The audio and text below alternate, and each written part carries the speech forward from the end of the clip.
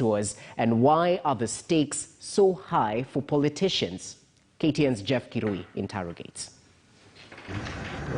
The last few months have seen President Uhuru Kenyatta embark on a charm offensive across the country with development goodies, barely a year to the 2022 general election.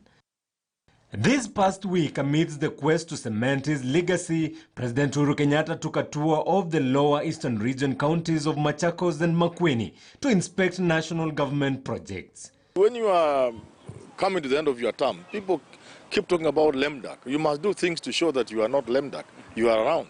By opening new projects and so on, he is actually saying, I've been here for 10 years and I've done this and this and this, and therefore he is actually displaying what he has been doing in the past 8-9 years.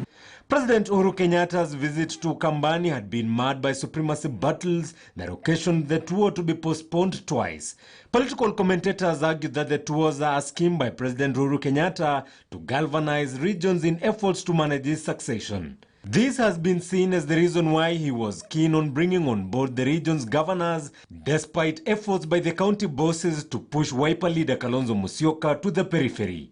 We are not here, sijui chap anakuja hapa kulia, sijui Wiper wamefanya nini, na hako hapa kusema sijui hawa mko hapa kwa sababu ya maendeleo ya wananchi wa region ya Ukambani. The Ukambani tour, unlike President Kenyatta's visit to Kisumu just before the Madaraka Day celebrations, brought to the fore supremacy wars in the region, as the region's leaders sought to take center stage during the president's visit. Kalonzo Musyoka may be king of Ukambani, but his throne is threatened by Alfred Mutua, Charity Ngilu, Makueni governor. So he's not as in control as Raila is. It is very possible for one or two of those leaders within those regions to become baseless and virtually useless in the politics of 2022. And therefore they have to rotate around the president, because they know that really at this particular time, President Uhuru Kenyatta seems to be the kingmaker for the elections of 2022. After Kenyatta's Ukambani visit, the head of state is set to head to his deputy William Ruto's home turf of Rift Valley. The visit coming at a time the president and his deputy are seen to have had a major political fallout. Jeff Kirui, KTN News. Okay, Jeff Kirui with the latest political intrigues around the development tours by President Uhuru Kenyatta. Arthur Dera is joining me in studio, former Teso North Member of Parliament. And it was interesting seeing how the Ukambani tour played out. First of all, the presence of ODM leader Raila Odinga. Many people read too much into it, perhaps. Well, what say you about the jostling, especially amongst the politicians, to stay right next to the head of state? How do you translate it? Jesse, you cannot help but contrast the visit to Kisumu and Nyanza fairly recently by the president to the visit to Ukambani, which was nearly scuttled. And I think the president was determined to visit Ukambani and had to find a way to do it without having acrimony and rivalries play out in the public. But they played out. I saw the picture of when the president was received at the Machakos county office, and there was a photo op right at the front of the building. And of course, that is Governor Mutua's staff. I'm sure he's the one who arranged that photo op. And SKM, Stephen Kalonzo Musyoka, was cast to the end of the front row, and Governor Mutua sat next to the president, I think on the president's right. He positioned Raila Odinga on the president's left, and then I think Governor Ngilu somewhere there, CS, the CS for she's CS now for defense, I think, on next to Raila Odinga, and so on and so forth. So clearly that was an attempt to relegate Kalonzo Musyoka to the periphery in that particular moment. You notice that Kalonzo Musyoka was surprised that Raila Odinga was there. Who invited Raila? That answer is obvious. It must be President Uhuru Kenyatta who invited Raila, probably saying to him, you know what, Tinga, I'm going to Ukambani. Let us, give a show of national unity. Ukambani is Kalonzo Musyoka's staff, but hey, we need unity across this country. So come along with me. Raila Odinga, Governor Kibwana, Kalonzo snubbed Raila in terms of the opportunities to speak, but Governor Kibwana invited Raila Odinga to speak. And I think Baba wisely, very wisely decided that he's not going to take that opportunity. So he said, no, thank you, I will not speak, which for me speaks to the fact that while he was there in a display of brotherhood and national unity, and after all, they were there ostensibly to talk about development, he did not want to steal Kalonzo Musyoka's thunder. He did not want to slight him. He did not want him to feel that I am here to upstage you.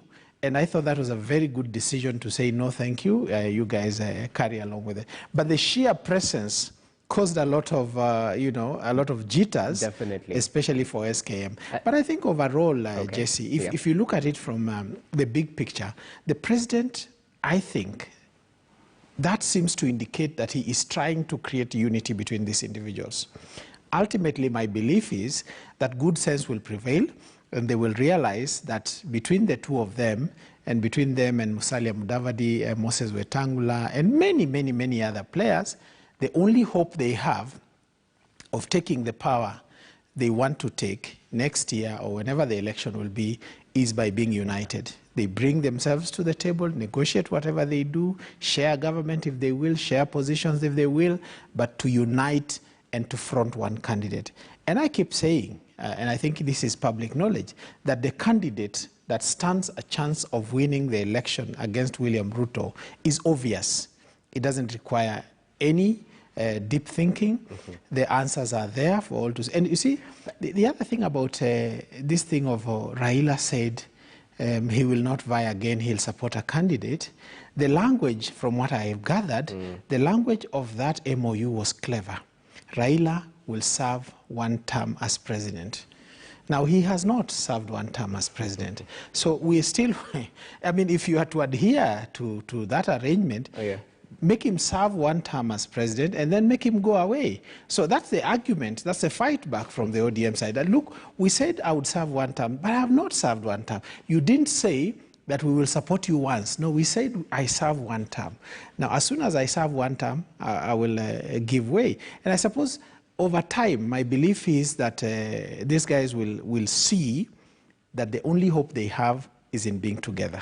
And if they do that, the rest of the things will become just negotiating points rather than, causes for division. Okay, well, let's see if a measure of reciprocity will be handed back, as Stephen Kalonzo Musyoka mentioned. But picture this possibility, because politics is all about possibilities. We have these three governors who are standing on one side, and Stephen Kalonzo Musyoka and the Wiper Party on the other when it comes to Ukambani politics. Raila Odinga working with these three governors to the determinant of Stephen Kalonzo Musyoka and Wiper Party. What impact might that have on the strength of Wiper Party in Ukambani? And perhaps will this be enough to push Raila, if he works with these three governors, to State House? Or what's your take on this? I think we need to ask ourselves one question, Jesse. Why is it that the four governors in Luo Nyanza are not causing Raila problems? There's one who might, but he's being managed pretty well. And when Raila Odinga goes to Nyanza, there is one voice, there is unanimity. The leaders from Luo Nyanza come and they go to State House and they speak with one voice. The president feels very comfortable because the people are united behind Raila. On the contrary, in Ukambani, all the three governors seem to have hackles with Kalonzo Musyoka. And it is about their management style. Is it about succession? Raila is older than Kalonzo. So if there was a push for succession, it would be stronger on Raila's side. And I think it's a little bit about hope. Where does our hope lie? And how does our leader treat us? Does he treat us as people to be suspicious of and enemies? Remember that in the early years of Charity Ngilu's reign as governor of Kitui, the MCAs who it was believed were being propelled by Kalonzo gave her a lot of problems. until she became a little more charitable and sought unity with Kalonzo. She was not able to move because the MCAs, who are mostly Wiper MCAs, were causing a lot of problems and putting roadblocks in almost everything she tried to do. Yep. Nonetheless, she has risen to the occasion. She's been able to deliver some specific things for Kitui. And now she feels, and I think the message they are sending to Kalonzo Musyoka is, Kalonzo Musyoka, work with Raila. The two of you will work together. Governor Mutua may have a different view. I think Governor Mutua really believes that it is time for succession to happen in Ukambani. Yeah. Whether or not, in the eyes of the Akamba nation, he represents that hope for beneficial succession from Kalonzo, I do not know. But I think that over time, the way they are doing their politics, I think come as we go closer to election, these three governors will go their separate ways. They may not agree with Kalonzo Musyoka, but each one is about where they go next from there. Right. The two of them are serving their last term as governor. They need to find a place to patch beyond their governorship period. Mama Ngilu may want to retain her seat as governor of Kitui. She needs safety. She needs to feel that she's not going to be fought out of that seat because of her beliefs. And therefore, I believe come the time for decision-making on who actually do we back and how do we back him and what are the agreements that are reached before that backing and what then happens after elections, I think these three are going to go their separate ways. Each will find their place in the political mix after the elections. And I think that the unity that is being seen to be now is not really unity of purpose, but rather unity of having what they perceive as a common enemy. Okay, common enemy. And that leads us to our next talking point in terms of the highly touted Jubilee ODM power sharing scheme. And today's daily sort of paint a picture that these two parties, regardless of the other parties that support the handshake, talk of Wiper, ANC, Ford Kenya, even Maendeleo Chap, who support the handshake, these two parties are sort of pushing for a broad-based coalition, yes, but they want to be the only negotiating partners on the table, even as they open the foray to other parties. What's your take on this? Because negotiations definitely play a key part in terms of who takes over power. But what say you about the possibility, the likelihood of a Jubilee ODM merger? I have my doubts whether a merger will happen, because in all likelihood, a merger will hurt both parties. And there are people in either of those two parties that feel that a merger will make them lose their identity politically and will hurt their prospects back home. You see, the value in working together in whatever form of alliance is that each of the parties will bring their base to the table and be able to deliver the votes. I think a merger will hurt both. If you take Irungu Kangata's message over the weekend alone, the fact that the president is working with Raila is being used as a campaign tool against Jubilee. So again, you can have a loose working arrangement, call it a coalition, call it a recognition agreement, call it a cooperation like what Wiper at the moment has with the Jubilee. Or coalition like what KANU has with Jubilee at the moment, but leave the parties to be what they are, come to the table in pursuit of power, and I think that way each party will retain their base, be able to justify the working relationship with the other party, and in the process, come the votes, be able to deliver those votes that they have and they carry to bring them to the table. So I have my serious doubts about whether or not a merger will happen. I don't think a merger will happen. Probably the best they can get is a coalition arrangement where each comes to the table based on a common objective, and the common objective must not be to defeat William Ruto. There must be a higher objective. There must be an objective to that appeals to the larger interests of all Kenyans. They want to deliver something to Kenyans, and therefore if they come to the table with a message that in this unity that we are creating, we will be able to help the lives of Kenyans better than we would on our own, And with this unity we are creating, we are able to form a government that will deliver for Kenyans. That is a message that can resonate with Kenyans. Okay. Well, speaking of messages, Raila's 15-point agenda sort of pushes what you're talking about, not form coalitions to force someone out of power or block someone out of power, but serve the particular interests of Wanjiku. What do you make of that agenda? Because many tout it as his stamp of authority that he will be in the 2022 general election. Absolutely. Take that, the fact that he released a 15-point agenda, take his message in Nyeri, take the rejuvenation. I mean, people thought that BBI, the decision of the High Court on BBI was going to deflate these guys, the president. And clearly, for Raila Odinga, it seems to rejuvenate him. He's coming out strongly now. And when I listen to his message in Narok, you see, Raila is a lot about charming the crowd, delivering messages that are replete with symbolism and all manner of language that hangs in people's brains for a long time to come. In the funeral of Mama and Timama in Narok, he delivered a powerful message, of course, throwing inevitably a few jabs at the deputy president, but he delivered a message that is likely to hit the hearts of the Maa community. And therefore, by all indications, Raila will be on the ballot. By all indications, the only hope ODM has to ascend to power is to continue to support Raila Odinga.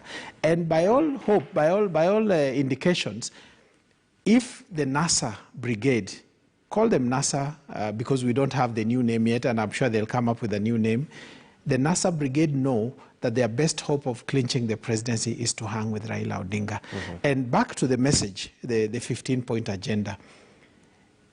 The message that Raila delivers in the 15-point agenda, he tries to come up with good economic governance ideas and break them down into a political message, which is clever politics.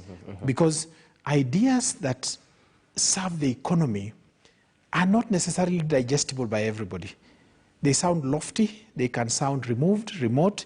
I mean, and look at, I listened to the speeches of Musalia Mudavadi, and I feel like, my God, this is a wasted opportunity.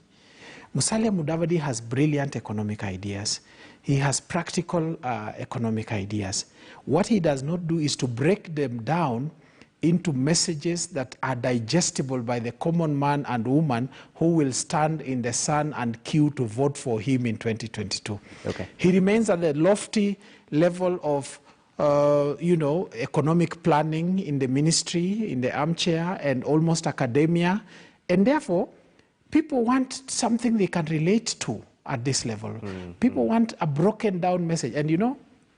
And Thomas Stewart, the former editor of the Harvard Business Review, once said, you know what? Leadership is about simplicity. Leadership is about simplifying messages, breaking them down, and making them digestible by the audience that you want to digest. If you give people a message they cannot digest, you're giving them constipation. You're giving them political or mental constipation. And if you give them political and mental constipation, they dismiss you as someone who is removed from their realities. All right. So Raila Odinga, I think in his 15-point message, the way he delivers it, the way the deputy president delivers his bottom-up is actually a complicated, if you like, an economic approach that has so many PhD theses that have been written on it. It's an economic idea that is big and has been tried in many places in the world. But the way he delivers it, he says to Wanjiku, listen, you are the hustler, you can rise. We will give you 30 billion shillings to start your businesses and to grow. So that is the simplification we are talking about, and which I think Raila Odinga and DP Ruto are doing and doing effectively. I wish Musalia Mudavadi, who is a gentleman that I think has great economic ideas, would do equally. Break down the message so it resonates with the public.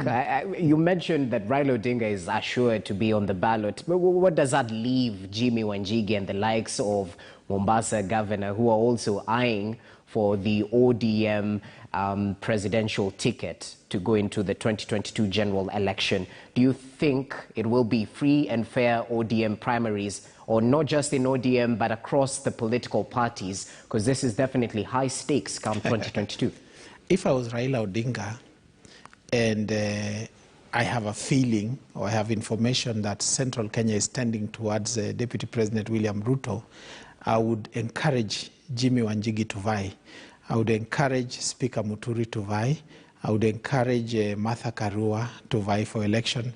I would encourage Peter Kenneth to vie for election. Split the vote? Split the vote. Okay. Maybe not split necessarily, but take it away from the Deputy President. And take it away to themselves. Doesn't hurt his prospects if he sees that Central Kenya is tending towards the Deputy President. So if I were him, that's what I would do. And I'm sure that maybe he's seeing what I think I'm seeing as well. Okay. As we conclude, Arthur, there are a very final question, because we have a president who's keen on managing his succession. Many argue that he's pushing for a soft landing after office. But the question would be, why does a president need a soft landing, quote unquote, if he has run the nation well? Why is the president so interested in managing his succession and perhaps even pushing a step further, as the DP mentioned, for NASA to come together to form a united front against the deputy? Soft landing, I do not know. But clearly, if you have an interest, either an economic interest or a political interest in the country, you would be interested in making sure that the next person will safeguard that interest. And that is the soft landing you're talking about. But as far as soft landings go, the building that was built, the huge 200 million home that was built for Mzee Kibaki, I think it was in Kieni or somewhere in Nyeri anyway. My understanding is he has never bothered to even go there. He does not live there. He does not go there. And therefore, the soft landing that was supposed to have been created for him did not matter to him. So what mattered to him was to have probably a continuation of his economic policies, have someone who can continue his economic policies and achieve the vision he wants for himself. But I think that, because we are human beings, with emotions, with feelings, with beliefs, especially beliefs, and with legacies which we think are important, people in power will want to influence who comes next based on what they represent, based on what they are likely to do, based on their abilities. Taking the example of Nelson Mandela influenced his succession and ensured that Thabo Mbeki, rather than Cyril Ramaphosa, succeeded him, because he believed that the next frontier for South Africa was the economic frontier. And Thabo Mbeki, given his economic background and his ability to manage the economy, he believed that Thabo Mbeki was the ideal person to take over from him. Barack Obama unsuccessfully campaigned for Hillary Clinton in the US.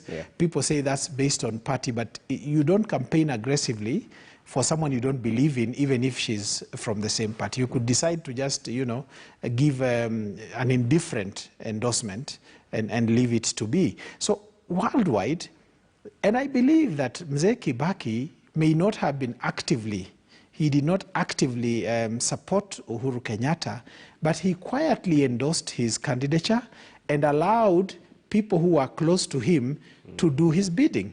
And in so doing, he influenced his succession. Mzee Moi attempted to influence his succession unsuccessfully. And all over the world, there are many people who have tried to influence their succession, some successfully, others unsuccessfully. It just depends in large part to, one, the popularity the president enjoys when he's exiting. Two, who indeed, in the eyes of the public, what they see as the person that the president is trying to push onto them and what that person represents. But I think that in the current circumstances in Kenya, any president leaving office, if not interest, they want comfort. They want to go away and enjoy their retirement without being followed and pushed and hunted down. And they want to go away with a successor who will give them some credit.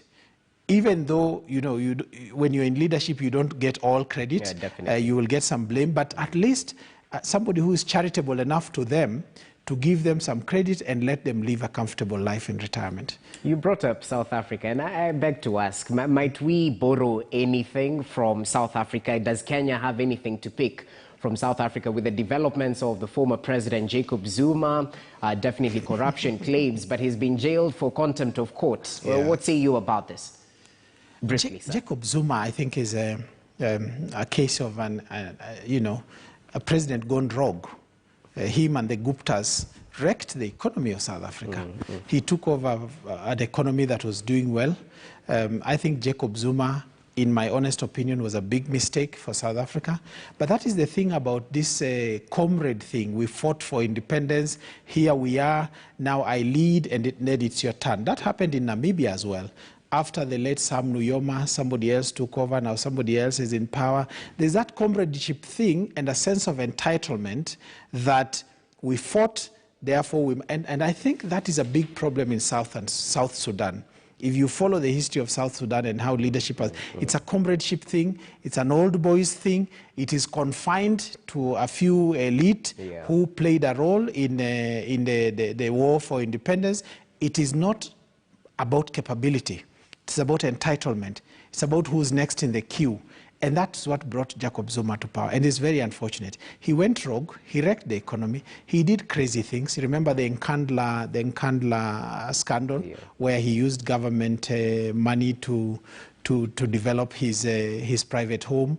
And there are many other things. Him and the Guptas essentially did a lot of damage to that economy. So I think it's poetic justice that is in jail now, even though it's causing problems to the economy in the southeastern part of South Africa. It's very unfortunate that the public is rising to cause chaos and do economic destruction on something that everybody knows is justified. Jacob Zuma is just getting what he deserves. However, it's important to say that nobody is hunting for Jacob Zuma, certainly not Cyril Ramaphosa. It's not witch hunting. It is just the law catching up with him. Okay.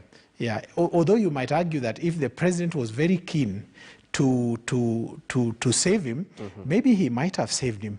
But in doing so, what message would he be sending across the country? Especially in the fight against corruption. Exactly. Well, we'll definitely see what develops across the continent, not just within our borders. Arthur Odera, many thanks for your time. Former Teso North Member of Parliament, enjoy your cup of coffee. It has been a long 1.5 hours. Thank you very much. And we appreciate your input right here. Thank you so much. Allow us to take a short break. Of course, the show must go on. After the break, we take a look at an interesting feature, touching on life in prison, where once you get to